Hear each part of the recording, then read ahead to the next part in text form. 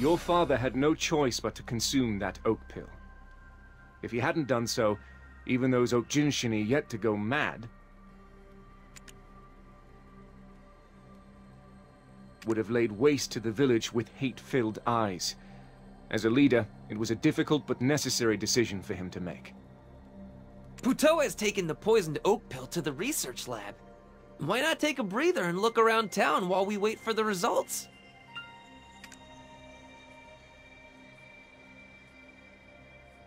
No. Is there a place that keeps records of visitors in this town? The Okjinshini originally suspected the dear abets.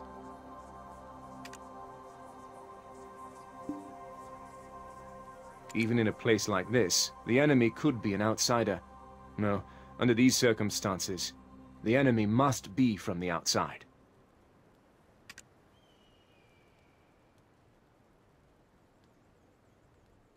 In that case, you can find the city highland border, home to the Fox Abets, right beside the central market. It is a place that oversees all who cross over from the highlands to the city, and vice versa. Then I shall head there first.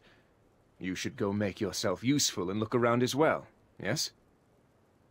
The path that I must take is clear. I must find the true enemy that wrought this chaos and ascend the mountain.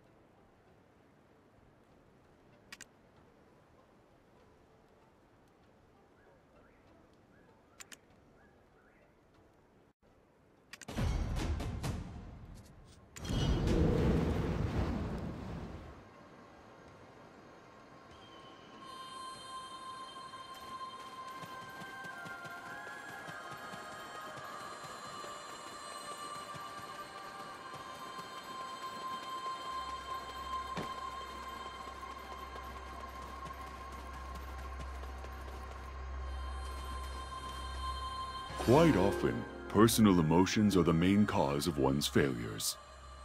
Outsiders call this place the Dragon Museum. Pleased to meet you. My name is Ulan, and I oversee this city of origin. Here, you can learn the tales of the ancestors who received the wisdom and blessing of the seventh witch born from the Breska's first death.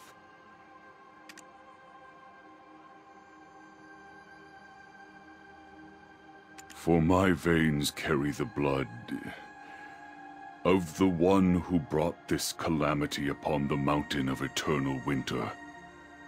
As a descendant of Silver Frond, I sought to atone for his past sins by renouncing the city and settling here in the highlands. Even when the other descendants of Silver Frond responded to the Great Founder's call, abandoning their original settlements and gathering beneath the forbidden Black Mountain,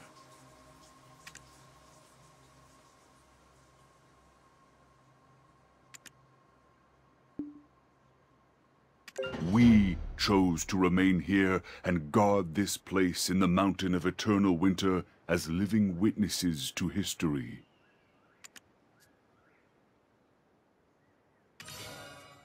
Oh, all of these relics were collected by us members of the Dragon Appreciation Society. Simply put, all of us here are what you might call dragon aficionados.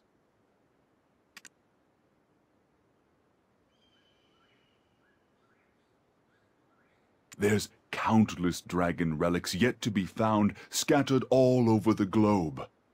Go on, take your time, and have a good long look around.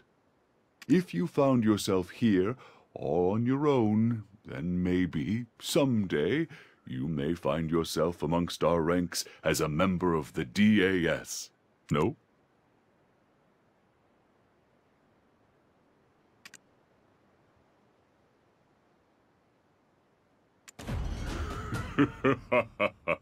Fine, fine, I'll stop proselytizing.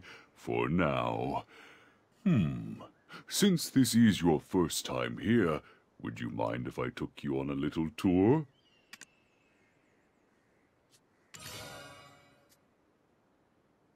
The dragon Labreska, scourge of all dragonkind, she devoured the hearts of her kin, and thus reigned over the Golden Mountain.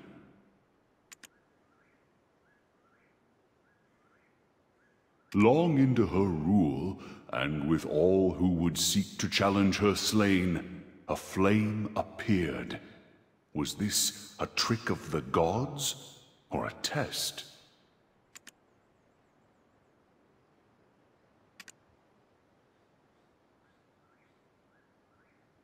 And so it was that Labreska came to possess the god-consuming flame, Yenix. She used this flame to challenge the authority of those gods.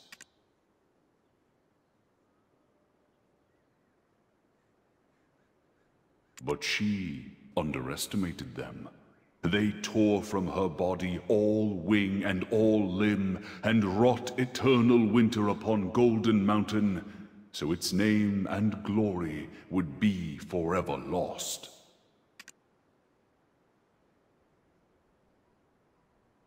It was in this pitiful state that Labreska experienced her first death, laying herself to rest in the haven of slumbering origin. The flame nestled deep in her heart.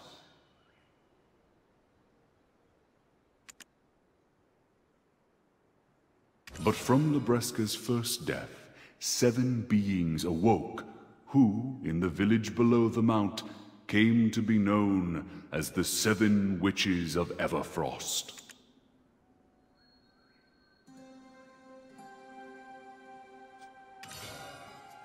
Bronte, Witch of Thunder, she who rends the dragon's wings.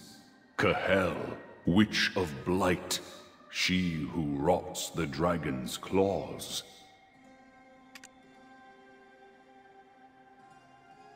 Sethra, Witch of Rifts, she who splits the dragon's scales. Lesha, Witch of Fever, she who drains the dragon's energy. Marsh, Witch of Swamps, she who binds the dragon's ankles. Owena, Witch of Ruin, she who collapses the dragon's airways.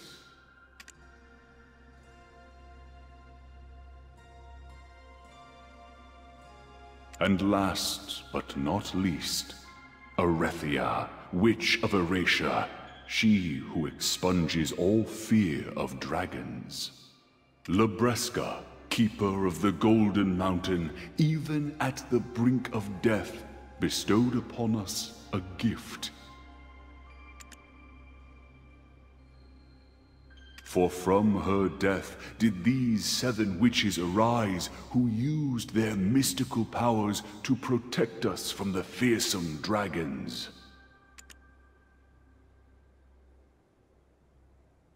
Many moons passed under their protection, but we knew the 7 witches would one day die and herald in an era of misfortune where we would have to fight the dragons ourselves.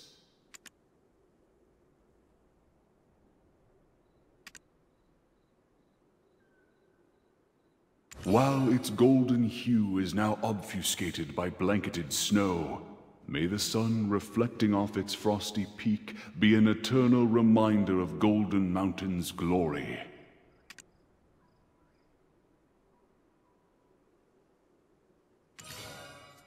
Sadly, that era of misfortune came sooner than expected, for fate is a cruel mistress, and she will not be denied.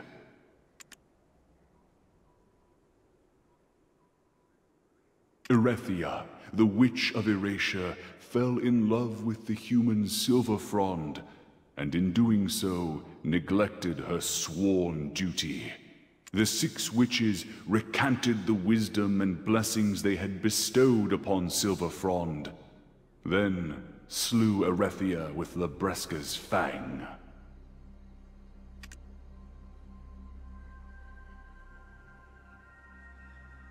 The once forgotten fear of dragons resurfaced, suffocating the humans who trembled in fear at this apparent curse wrought by the 6 witches.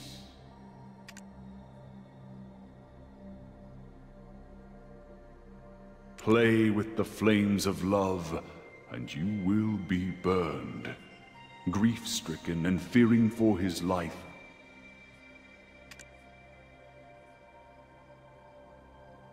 Silverfrond made his way to Orzeka, seeking the god that grants all wishes.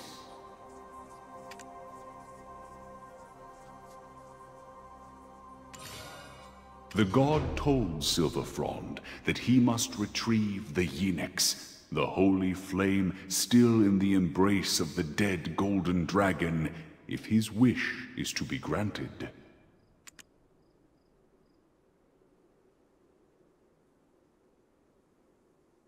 So Silverfrond ascended the mountain of eternal winter, only to find Libresca alive, living her second life.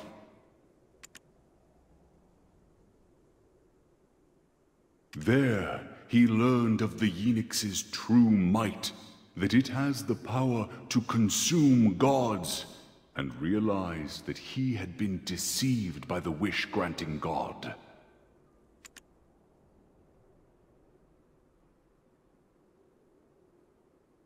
Can fate ever be denied? For just as he had with Erethia, when Silverfrond's eyes fell upon Libresca in that fateful encounter, he fell blindly in love with her.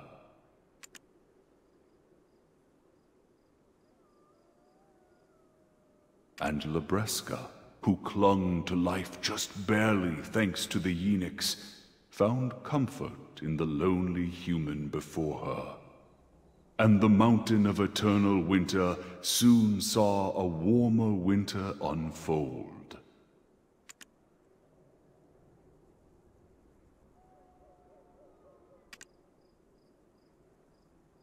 But then the Knights of Dawn arrived, seeking to bring an end to the God of Wishes. They persuaded Silverfrond to carry the Yeenix to him.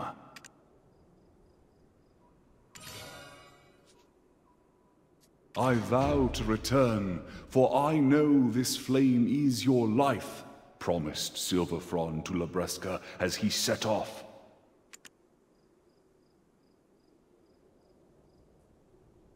The 6 witches had no choice but to allow Silverfrond to leave for Orzeka with the Yeenix, for the golden dragon Libresca had granted it.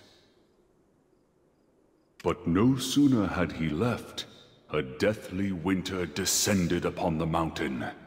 It seemed that Libresca's second life had come with a price. For something dwelt inside her, something that the Yeenix had kept at bay. But with the Yeenix gone, it now consumed her from within.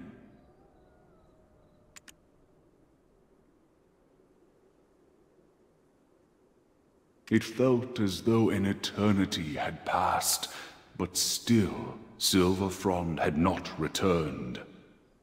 In time, Libresca's eyes grew dim, and her memories faded like dreams.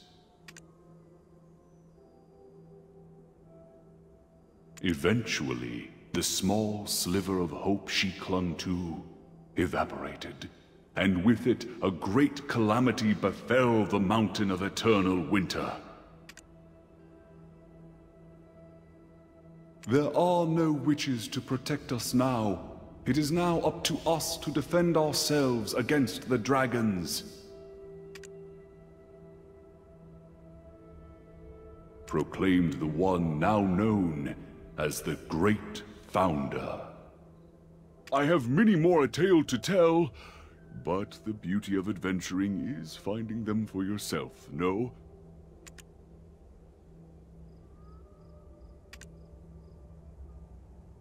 Not to mention, there's someone waiting for you outside. Stop by again sometime. The city of origin is always open.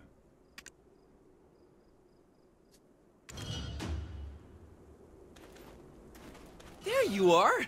We should set off for the city Highland border as quick as possible. Our Dark Knight is being questioned as we speak. I even told Customs he was just some random adventurer, too.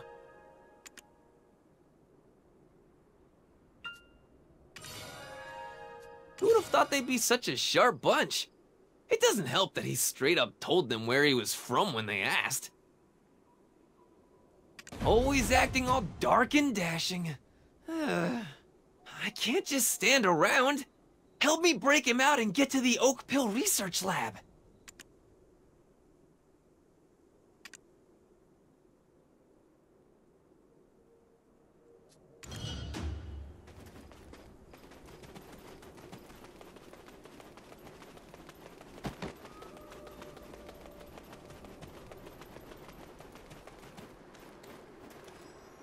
Even if we were all born different, we're all one in mind and body. All those wishing to stay here must first pass through me. I doubt there's anyone here who doesn't know me. Those who stay long enough always takes a Hellsworn name. These are the talented blacksmiths from the Gavinia Great Crater who have taken on the Highland Bond and been invited to the Highlands.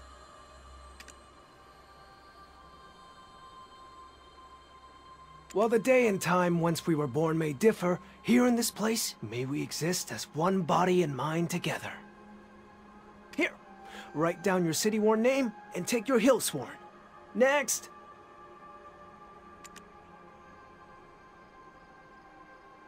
These are master fishers from Crimea who have taken the Highland Bond and been invited to the Highlands.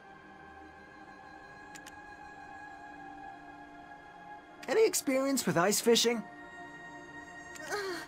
That wasn't part of our agreement, but, that won't be an issue. Good! Of course it wouldn't be an issue. While the day and time whence we were born may differ. Here in this place may we exist as one body and mind together. The citron orchard nearby is practically a Papu paradise. Shush! Let's keep that to ourselves. You're right. Next! While grateful for your previous offer, we Aker must respectfully decline. We could never imagine existing alongside the Vidir.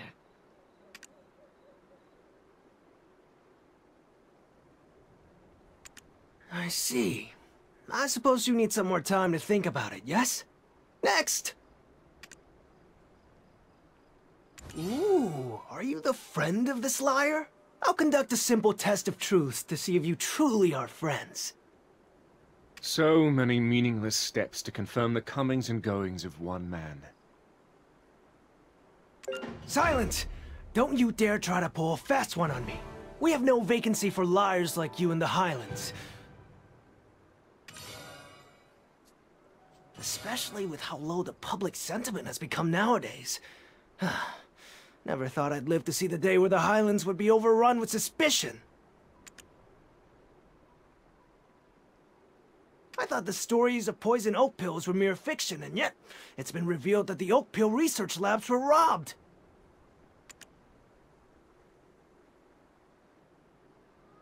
Are we getting fired? Before I have to take responsibility and relinquish myself from this position, I shall uncover the truth behind this mysterious interloper. Now, a test that will surely uncover the truth. Any real adventurer could easily answer these questions. First question. Patrigio's leopard's name is Naru.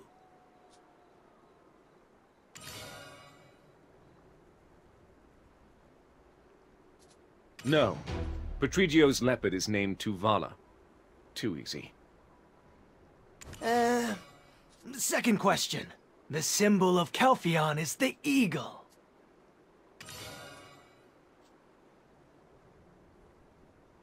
True, though it's certainly a weary old eagle.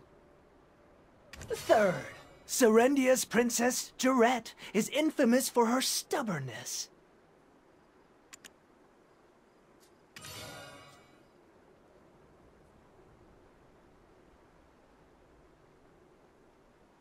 If your rumor-mongering continues, this will be your final interrogation.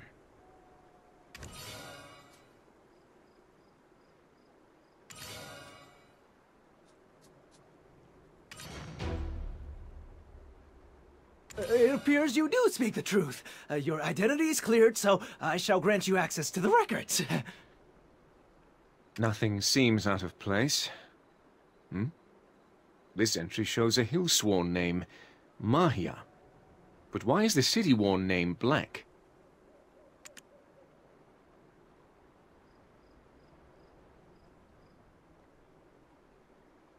Let me see. Ah, that one. Said they lost their memory. Looked a bit ill. Kept muttering some phrase over and over again, right?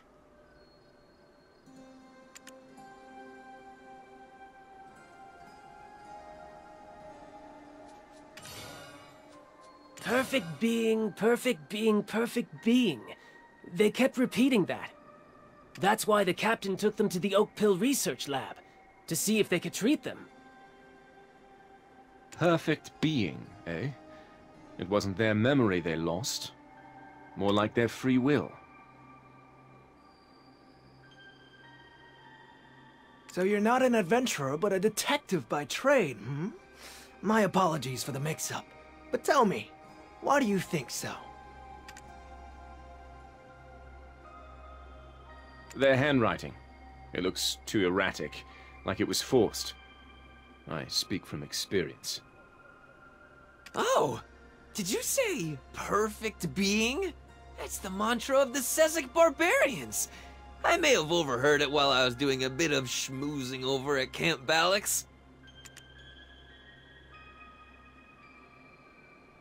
Ah! I know this is all super important, but let's go to the Oak Pill Research Lab first. They may have completed analyzing the pill's composition by now.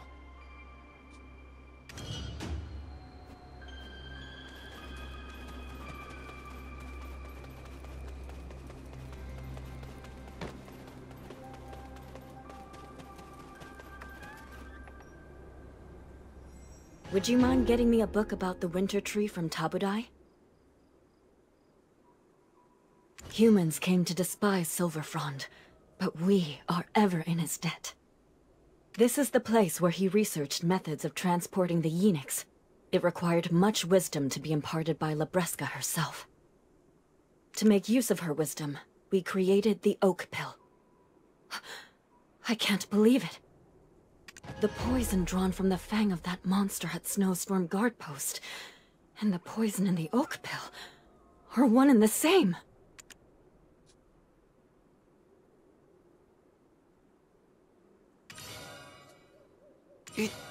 It was the devious actions of that monster? It didn't seem that intelligent. Our shaman Invish didn't mention seeing such a monster on the path of prophecy either. Blind faith in prophetic paths is folly. For if all prophecies came to fruition, this world would already be in ruin.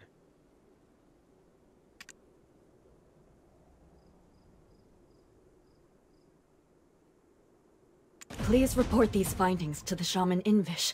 This is a new ordeal facing the Mountain of Eternal Winter.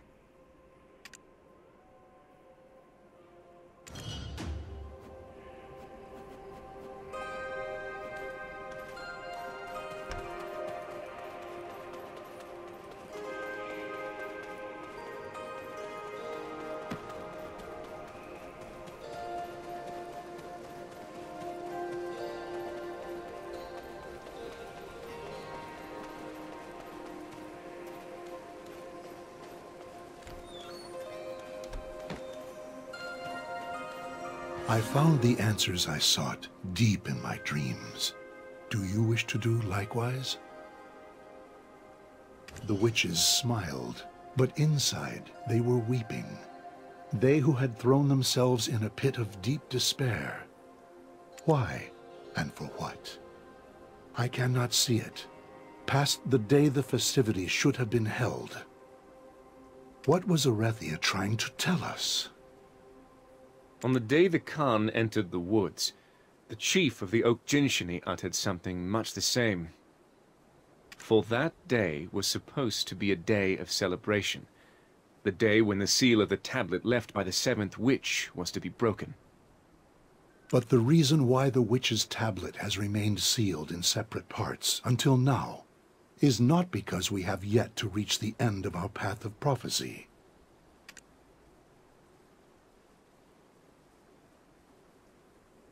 No, it's more like this was all part of the grand design from the start, in order to reveal a distant future that may occur.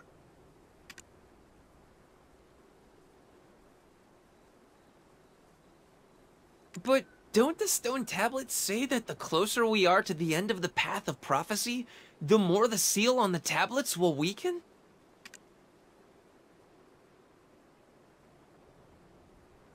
That was probably so we would not forget about the future that she herself was so worried would unfold.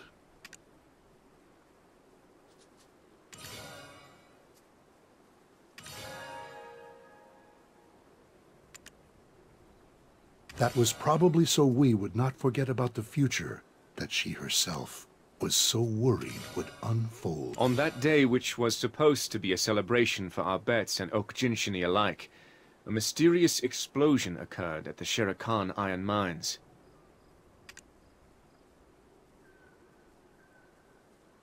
Maybe that explosion awakened the very thing the witch feared. Do you suppose it had anything to do with that strange monster no one had ever seen or heard of? Ah, during all the chaos that occurred on that day, there were some who took the opportunity to flee from that place. I believe they'll be able to enlighten us more on what exactly happened on that day. Oh, aren't you? Give me a moment. I will hide your dark presence. The marking on your skin, the shackles are bound to react to it.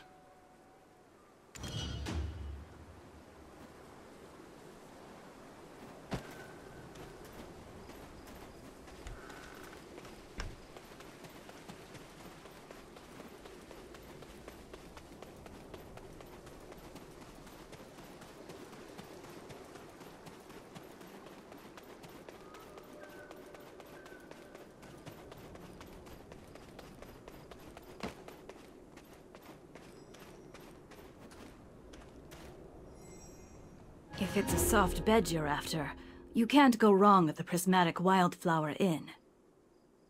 At the outskirts of the Mountain of Eternal Winter lies a place called Pilgrim's End. These poor souls barely made it out of Odilita, only to be swindled upon reaching Pilgrim's End.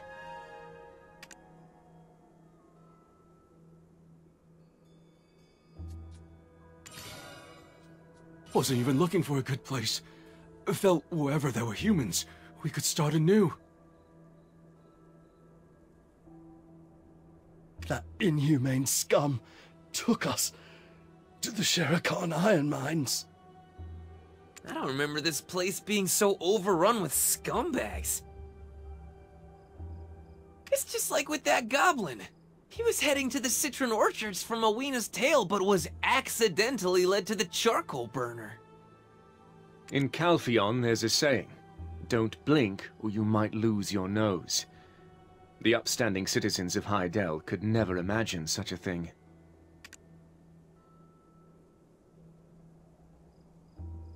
Anyway, I've got some meal tickets for some top-quality dishes. Would you be so kind as to hand them out?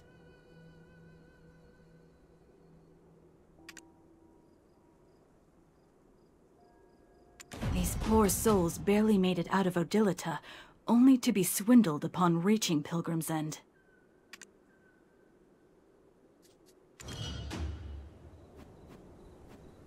It was swarming with those Sezek barbarians. They seemed to be pretty well organized, to be honest.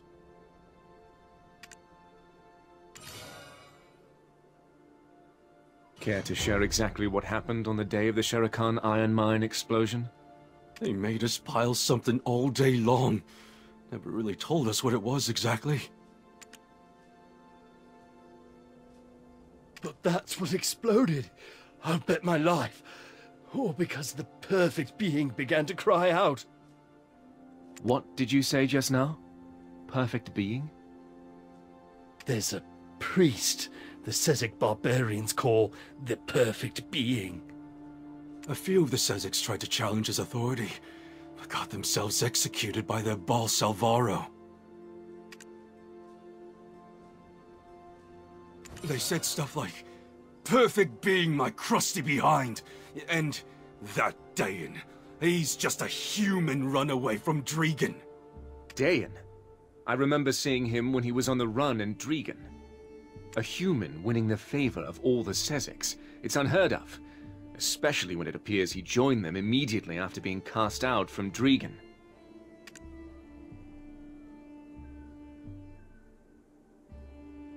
Just as they mentioned in the Oak Pill research labs. Is there some unknown entity pulling the strings from the shadows? That's enough. He may look all right on the outside, but he's suffering from internal wounds.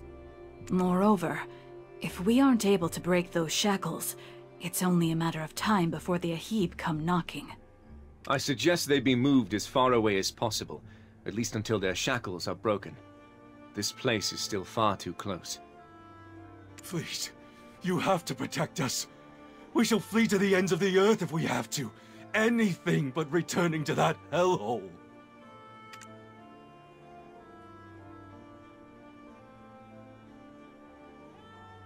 Hell is found all over. But once my business here in the Mountain of Eternal Winter is done, I shall help you find a place to settle. Stay strong for now.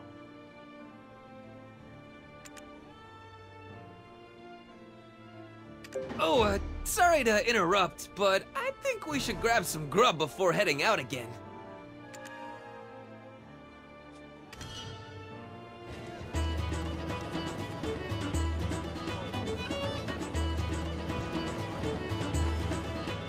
Get a fresh pint of Ailton Ale with a splash of sweet goat's milk. Once I came to, I realized I was not in Achman, but in History of Ruins. I told you to seek out the alchemist Karashu at the Sandgrain Bazaar. I have a more interesting tale to share with you. Say, don't suppose you know the true identity of Devil Rekka? Somewhere people the world over can gather. Greetings. If you've come to eat, I need to see your meal ticket. Meal ticket? Huh? What?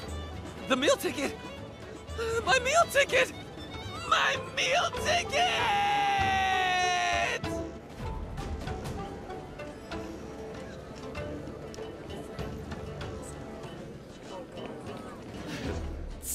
Sorry.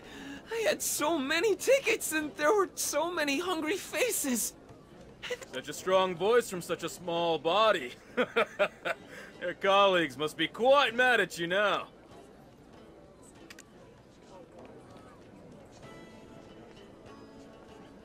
No meal ticket, huh? I can still offer you a chance to taste my cooking. That is, only if you play a match with me. Recently, some adventurer crossed over from Balanos and taught me this game called Yar. Just one match, and if you win, I'll feed you myself. Otherwise, go purchase a meal ticket. Yar? Hey! Anyone here know how to play Yar?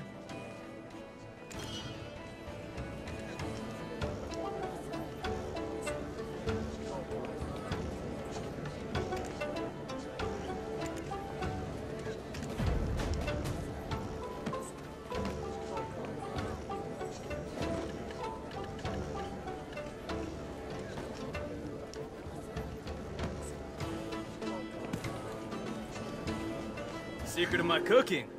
Well, I never bother weighing ingredients. I've worked long and hard on my cooking. Your compliment was the best I've gotten. I've worked long and hard on my cooking. Your compliment was the best I've got. It's almost done, so why not take a look around while you wait? What do you think? It's rather small, and yet a perfect world. The folk here may all look ordinary, but over there, that person was once known as the best blacksmith in all of Keplen. And that one, the greatest farmer in all of Ilya Island. The Abets are quite skilled at recruiting the most talented folk from all over the continent.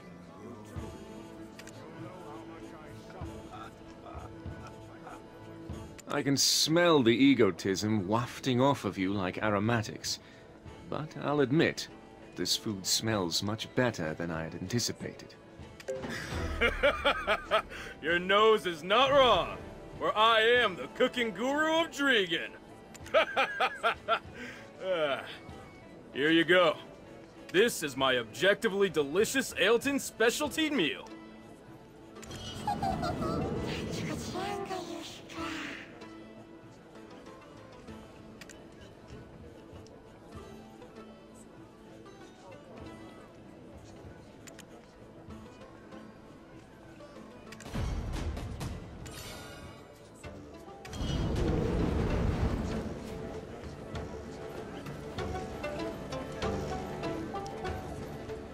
It appears our journey together is almost at its end.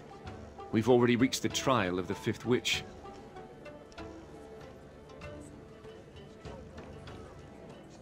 I thought it'd be a quiet trek to retrieve the eunuchs, but we've practically worn holes in our boots. The conflict between the Oak Jinshini and the Abets, it all began with a poisoned oak pill. We've suspected Dayan of being the mastermind, and yet, as the Oak Jinshini chief mentioned earlier, he lit only the spark.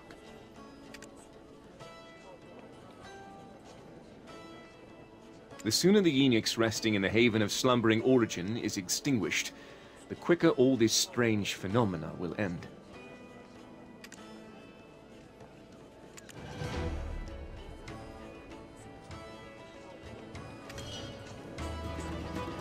If we succeed,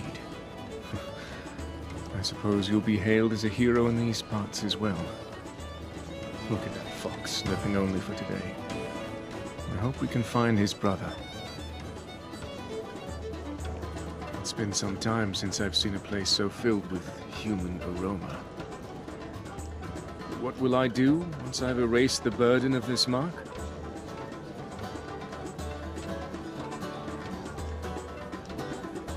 Once this journey ends, I shall disappear to a corner of Balanos unbeknownst to all.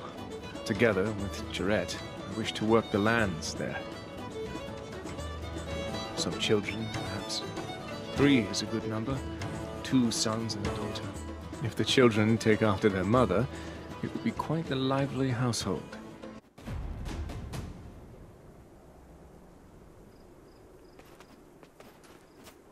The fifth witch is Sethra, the Witch of Rifts.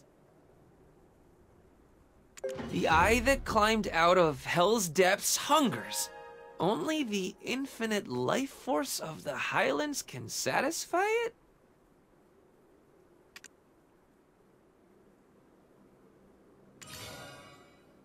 Seek out Gonzarig in the Highlands, and if you need my aid, send word by his hawk.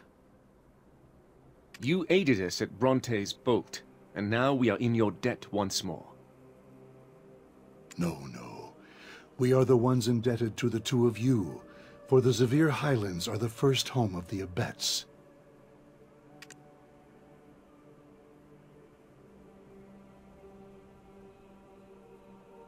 Even though one of the totems has been destroyed, and all have been evacuated due to the dread winter trees taking root all over. Dread winter trees have been sighted there as well? You should go on ahead. I need to have a word with Tabudai.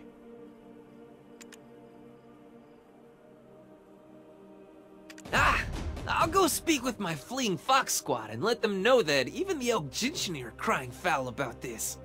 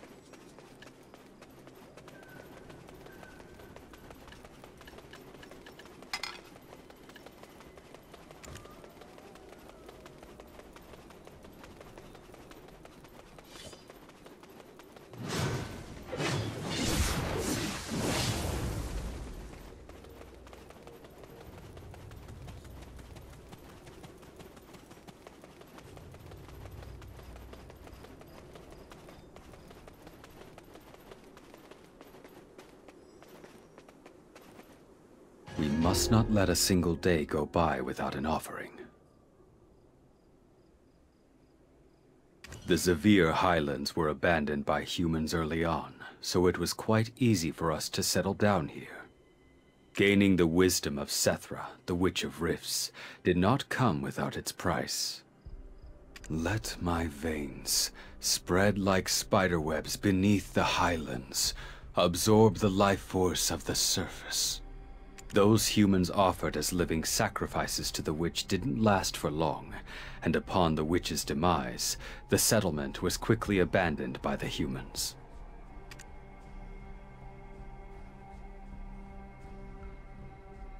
We made their former first settlement into one of our own, and up until quite recently, had maintained it as such.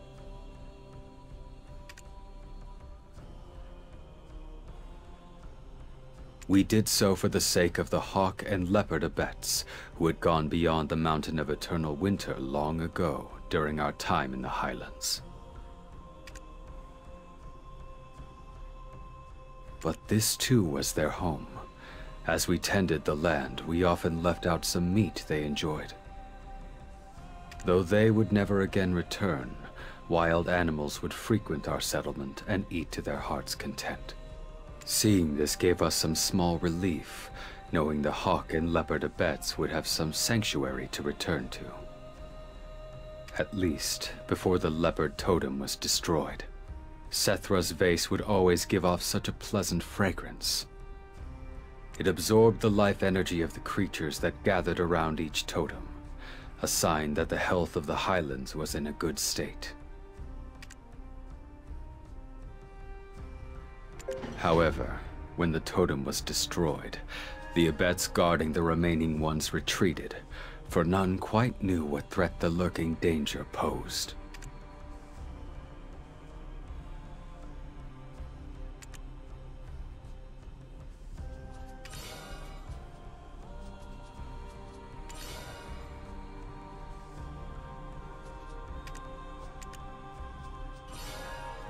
However, when the totem was destroyed, the abets guarding the remaining ones retreated, for none quite knew what threat the lurking danger posed. However, when the totem was destroyed, the eye that climbed out of hell's depths hungers. Only the infinite life force of the Highlands can satisfy it. Only by returning the creatures to the Highlands can we overcome the witch's trial.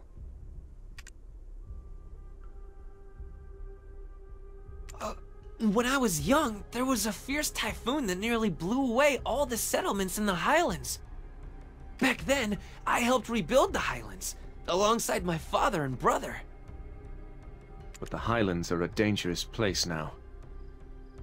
You and Lando should work on restoring the settlements, while I keep an eye on the Dreadwinter tree rooted in the Highlands.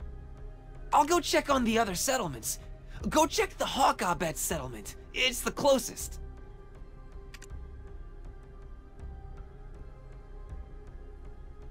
we performed the cleansing ritual of the totems with reverence for our forefathers.